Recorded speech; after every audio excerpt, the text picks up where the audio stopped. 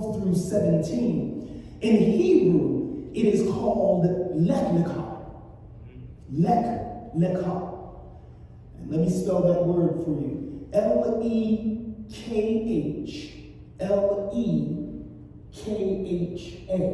Lech Lecha. And Lech Lecha means go, leave. And more emphatically, it means go forth to yourself. In a sense, Lech Lecha means you are going in order to discover the more of you. It's as if the future you stands beckoning the present you to an invitation of self-discovery. Now, at its most, it's an opportunity, or let me say this, I'm sorry. At its least, it's an opportunity to self-discovery. But at its most, it is a chance to work with God. Lech Lecha. Go. Leave. Go forth to yourself. In the first 11 chapters of Genesis, God deals with humanity as a whole. But chapter 12, our focus text, shifts to describe and define how God begins a relationship with a particular individual by the name of Abram, and so moves from the universal to the particular. In other words, while God is seated on the circle of the earth, orchestrating all things after the counsel of his will, he will also perfect that which concerns you and I. Do you hear that? The great big God of the universe, of the universal, is also concerned about you and I, the particular. The God, church, who God started. The God who creatively brought forth all that is, both seen and unseen, visible and invisible, known and unknown. That is also the God who orchestrates our lives and our times. Church, the universal God is also the particular God. In our text here, trouble arises when God's call reaches the ears of a particular man. We read, now the Lord said to Abram, go, Lech Lecha. He said, Lech Lecha from your country, and Lech Lecha from your people. Lech Lecha, go, leave from your father's house.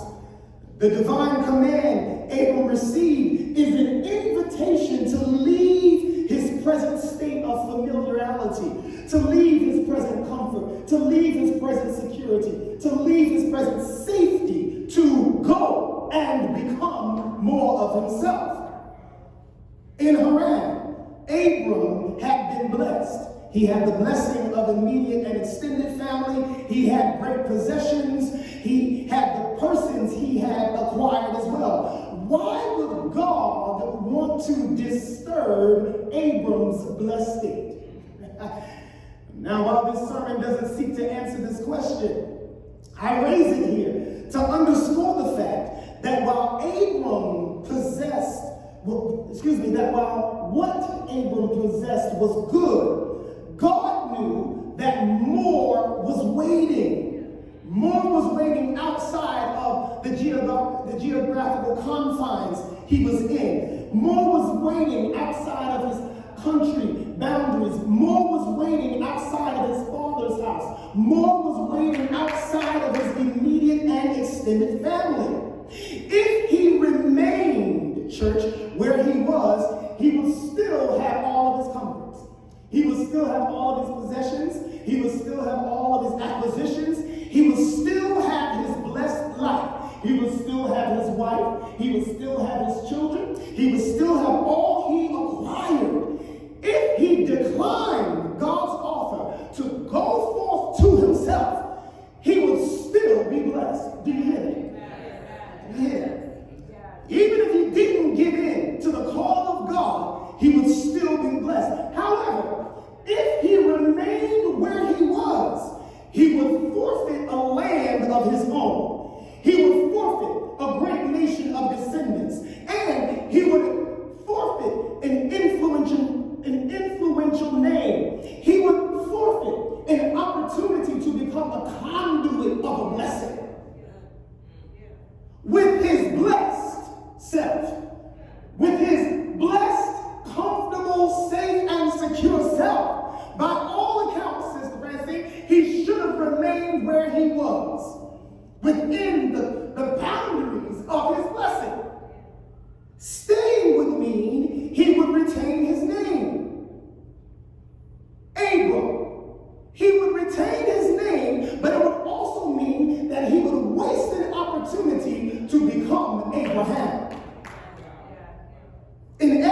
church, declining God's invitation to go forth to yourself, it might not mean that you lose anything, as much as you will lose out on who you could become. You will lose out on who you could be transformed into. You will lose out on who you could aspire. Abram was already blessed, but it was Abraham, his future self, who had the arc of moral history tied to him. Oh, did you hear that? His future self had the arc of moral history tied to him. The command to Lech, to go, it constitutes abandoning what and who he was familiar with. Because only when he does this does he experience self-transformation. Are you with me today? Torah scholar Aviva Zornberg, she writes this, and she says, the demand of God is, I will make you a great nation. And those words, brother, being translated, they mean, I will create you anew. In this reading, the call of Lech, it is an urging to self-transformation. At base, brother, the self-transformation begins with the change of the name. To become someone other than you already are. To be clear, church, this is not a call to aimless wandering. It's not a call to mindless meandering. Rather, it is an invitation towards a land that God will show. Here, though, the land is both material and symbolic. It is geographical coverage. It is a territory. But even more, it is a nation state. It is a culture. It is an ethic. It is an idea. I will make you into an idea. Amen. Amen. Wow. Yeah. Oh my God. Yeah. It represents dry land, terra firma.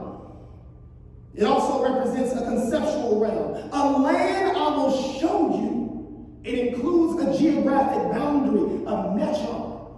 And for those of you who have traveled with me, you know that a few months ago we touched on metron, the Greek word which means area of coverage. And each of us in this room, we have an area of coverage, an area of influence. It can be geographical, but it's not bound by geography. Well, church, let me hasten through here. We, like Abram, we are invited to Lech. We are invited to leave, to go forth unto ourselves. That is the universal God, through, in, and for whom all things consist, calls each of us, brother. The God who confessed that it was he who laid the foundations of the earth and marked out the dimensions of it. This is the same God who now beckons each of us particularly. God is the God of the universe and the local, sister. God is the God of space. God is the God of time. God is the God of all context, including the planets, the stars, the galaxies, all matter and all energy. Are you following me here? Yet this same God, the same God of the universe and all existing galaxies, those known and unknown, visible and invisible, seen and unseen, that same God sees the birds of the air and feeds them. That same God sees you and I. Job puts it this way: ask the beasts and they will teach you, the birds of the air and they will tell you, or the brushes of the earth and they will instruct you, and the fish of the sea and they will declare to you. Who among all of these does not know that the hand of the Lord has done this? Oh my God. In his hand is the life of every living thing and the breath of all creation. This is the same God who knew us before we were conceived. It's the same God who has numbered our days. It's the same God who knows the very number of hairs on our head. This same God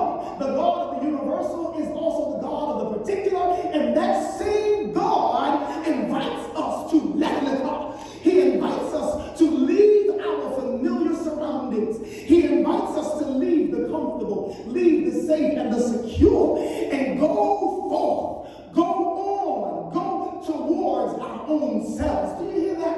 It is an invitation for you to take steps toward you.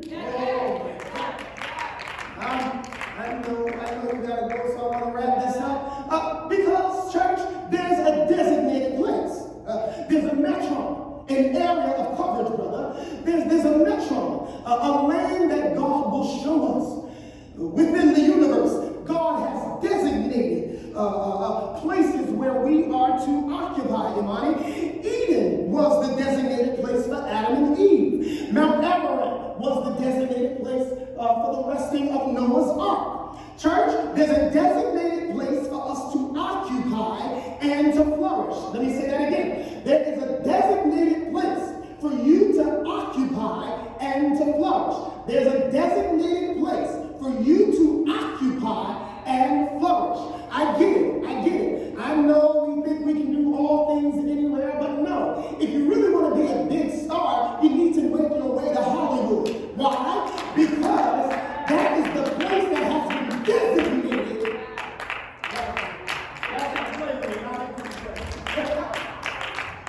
Oh my. Yeah. There's a designated place for us to occupy and for us to flourish in.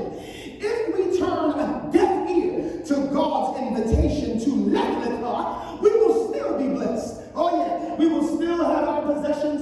We will still have our acquisitions. We will still own what we own. We will still be blessed. But we will forfeit our designated place. And we will forfeit an opportunity to co-labor with God to do something worthwhile. We will forfeit, church, an opportunity to make our lives count for eternity. Well, in his book, All the Places to Go by John Ortberg, if you never read that book, you want to pick it up. John says this: often an open door to another room begins with a sense of discomfort about the room you're already in. Here, he references a divine discomfort, which often precedes any kind of major move. But according to our text, and the text we're going to peruse through the next few weeks, Abram wasn't moved by divine discontent. Rather, God was divinely disturbed by where Abram was. You hear that? Abram was perfectly fine where he was. He was content with being there. He was content with what he had gained while being there. But God, in God's infinite wisdom, God was divinely disturbed by Abram being there. Do you see that? What it says to us then is that we can be in a place of comfort, of stability, of ease, of safety and security, and we be fine there. We want to stay there. Why leave? It's easy. But in God's mind, God gets disturbed with our own comfort. And God says, I need to move you from where you are. You need to let go. You need to go forward. God was ready for Abram to let go, even if Abram wasn't aware of it. God was ready for Abram to go forth to himself, even if Abram was fully okay with who he was. Do you hear that? Even if Abram was okay with his own mediocrity,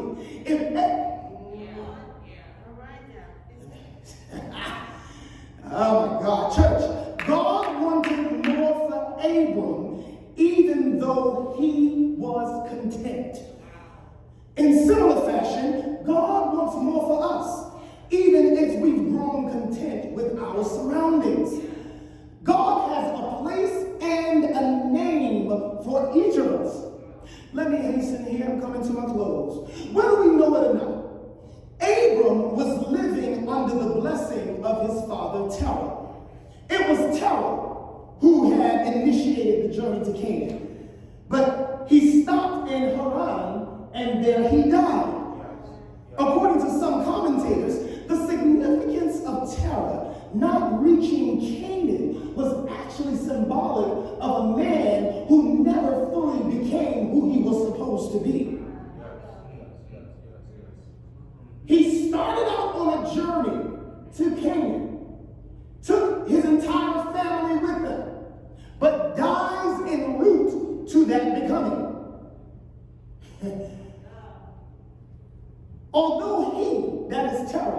Although Terah was unable to reach the divine destination, his son Abram would. When you get out of your familiar, God says, I will make you into a nation. The Lord's words, they signal a break from his father's legacy. They signal an inauguration of his own lineage. In a sense, Abram was coming into his own. The way was already cleared. The land was already secured. All he had to do was leper. All he had to do was go. All he had to do was leave. All he had to do was go forth unto himself. The Lord our Maker said he would make Abram into a great nation.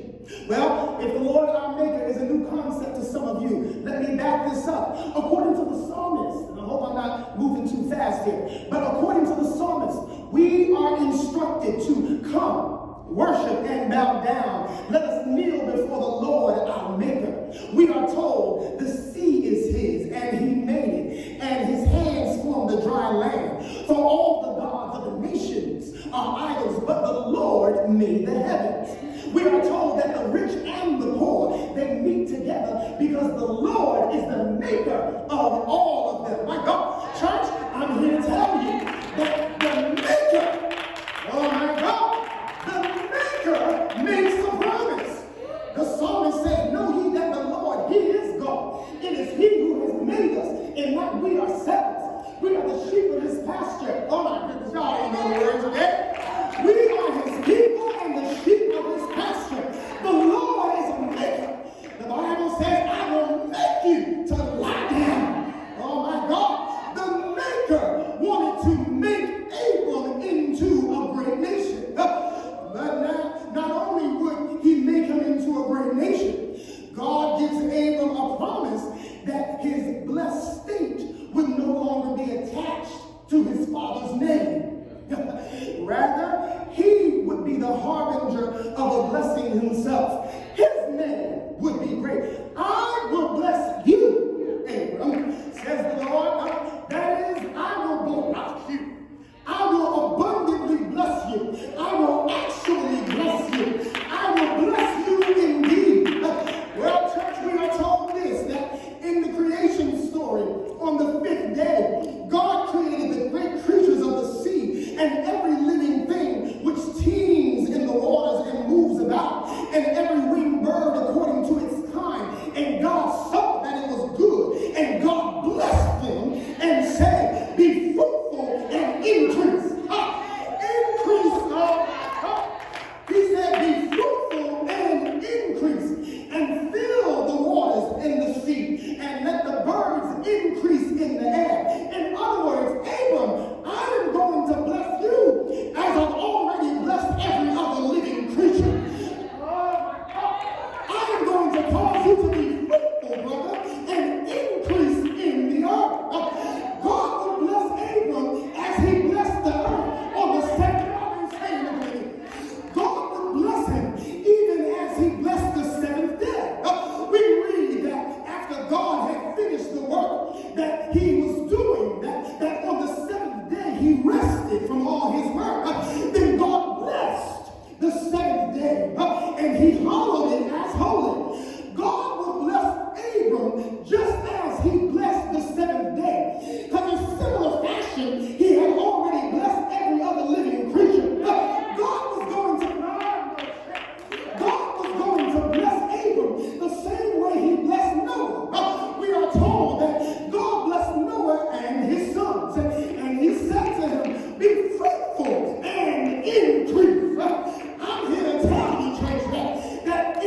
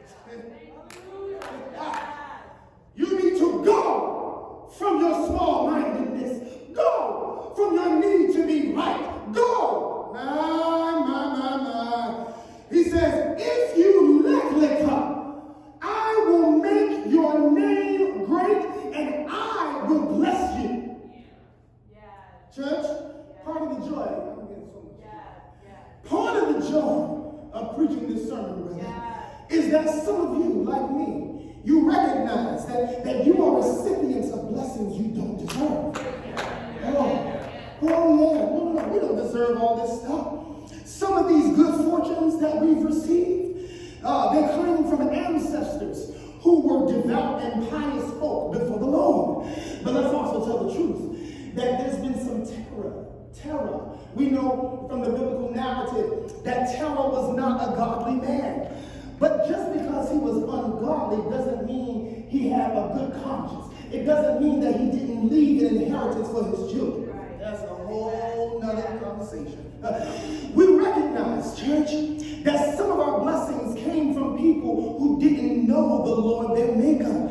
Nevertheless, here we sit in our blessed selves. Here we sit, church. We have homes we didn't build. We have vineyards we didn't plant. We've traveled the world. We've gone to fancy schools we didn't have. Oh my God. We've been granted access to places, access to people we shouldn't know. Oh my goodness. Our names have been whispered in arenas and rooms where they should have been whispered at. These things are good in money, but the Lord desires to bring us into our own land. The Lord desires to give us our own name. The Lord desires, oh my God, to make a great nation out of us. That is, he desires to create from us a new nation. He desires to create from us a new lineage and legacy. The Lord, our Maker, somebody shout the Lord, our Maker. The Lord, our Maker, he desires to make us into a great nation without the confines of the familiar, without the confines of the safe, without the confines of the comfortable, without the confines of the secure. Let's talk, church. You will have to go. You will have to leave. You will have to go forth to yourself because the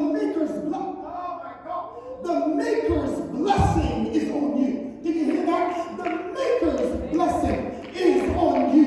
The Maker of heaven and earth, he wants to make you again.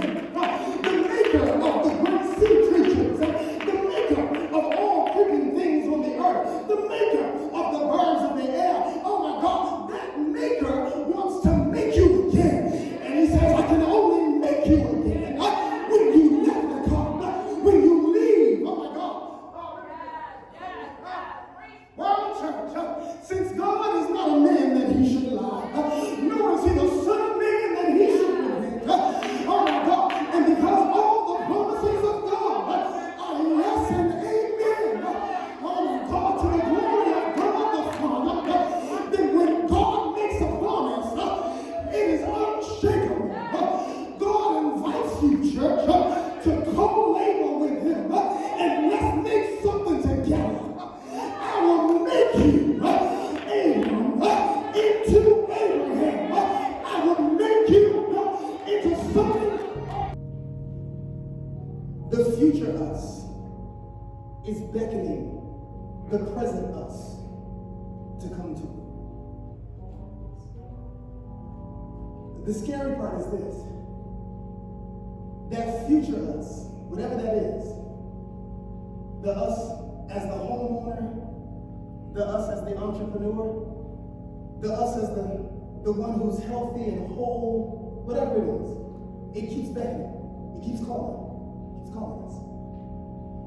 The problem, brother, is that we are so content in our present state, in our present way of thinking and being, that when God gives us glimpses of our future self, we go every other direction. Because that us scares us. But no matter where we go, that future us will always be calling us. He'll always be calling. He'll keep calling. Even if we don't want to go. God won't let us get away. The point is this. When God says, let the go to Abram, God was saying, Abram, go to yourself.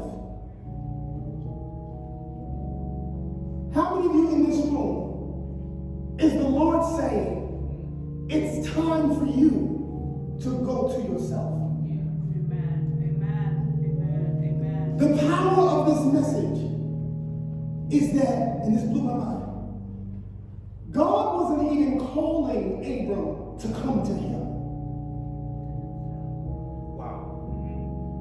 You caught it. Come to Jesus. Come to Jesus. Come to Jesus just now. All of that? This wasn't a call to come to the Lord.